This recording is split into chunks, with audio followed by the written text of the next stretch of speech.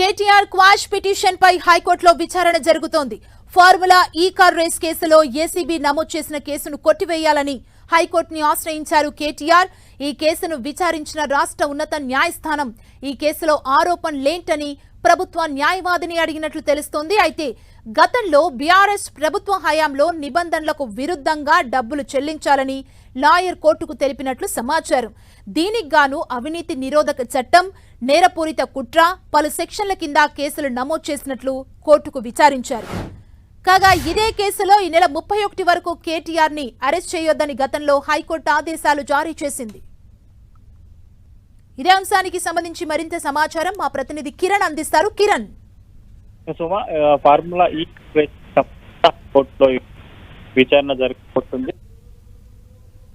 సంబంధించి కూడా విచారణ ప్రారంభమైనట్టుగా తెలుస్తుంది. ఇక దీంతో పాటు సంబంధించి కూడా రాజకీయ కేసుతో ప్రయత్నించిన కూడా